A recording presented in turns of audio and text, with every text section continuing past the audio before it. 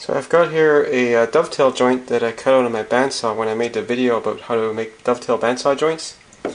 And since I have no use for it, I thought I might as well test this joint. And I'm going to test it against this box joint, which I also cut out on the bandsaw. It actually has more fingers, but it's a similar level of detail, and it was a lot quicker to cut because the fingers were straight. And while I'm at it, I thought I'd compare it to a couple of finer box joints or finger joints that I made on my Screw Advance box joint jig. These actually were the quickest to cut, this one being the quickest because I could just use my regular saw blade. So I'm going to test these on my testing apparatus. I've got one of the joints already clamped onto it, and I'm going to use this jack to pump this thing up until it breaks. And I've got this 3-to-1 mechanical advantage on a lever here so that I can measure the force with my bathroom scale.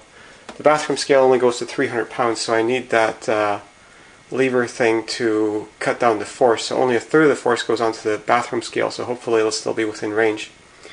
And I'm going to record the weight that I'm pushing on here with a camera aimed at my bathroom scale, so that if I miss the reading, the maximum reading, I'll still have it on video. So let's test these joints. Okay, joint number 1.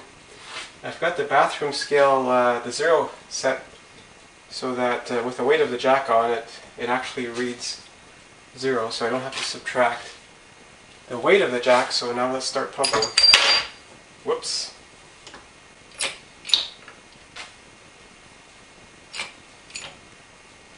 $20, $30, $40, $50, $60, $70, $80, $135, $140, $145, $150, $155, $160, $165, $170, $175, $180, $185, $185. I think this is where it stops. 185. Yeah, that was it. Okay, test number 2. I've got one of my box joints in the jig now. So let's see how far this one will go.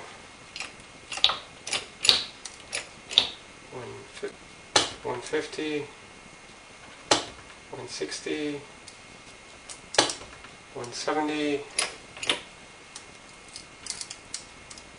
170, I think it's going. 170, there it goes. And there's nothing left in that joint.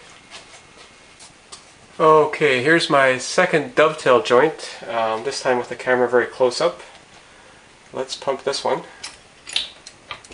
40, 60, 70, 80, 150, yeah. 150, 150, it just won't go past that, 150, and now it's completely let go. Now here's my second bandsaw box joint. 175, 180, it's gone. And it's let go. And there's no, not much residual strength left in that one. So overall, the dovetail joints and the box joints did about the same in strength. The difference is really too small given the variations for the sample readings to say that one is better than the other. So the interesting thing will be, how will my Screw Advance box joint jig joints do against those? Okay, now testing the coarser of the two joints I made with the Screw Advance box joint jig.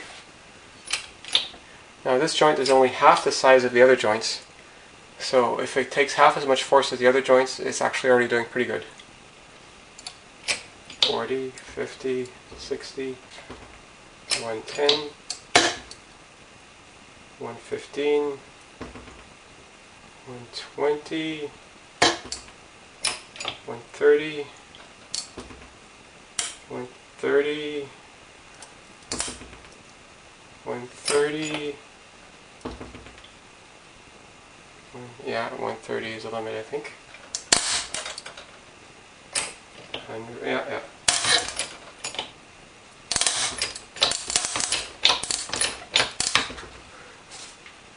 And this is interesting, the joint itself didn't actually fail, it's that my wood came apart. Okay, now this is the finer of the joints that I did with the Screw Advanced box joint jig. Again, it's half the size of my dovetail joints, so let's see how it does. 90, 100, 105, 110, and there it goes. So that joint is, yeah, nothing left in that one. And once again, interestingly enough, the joint itself stayed together, but the wood came apart. So examining the first of my Screw Advanced box joint jig joints, I did actually have some of the wood pulling out a little bit. So there was a minor amount of joint failure in that one. But for the finer one, the wood just plain old tore apart. So this is definitely a wood failure in this joint. I really couldn't have made that one any stronger with the joint. Now the piece that actually tore has got a much lighter grain, so it's a lighter, weaker piece of wood, which is why that piece failed and the other piece didn't.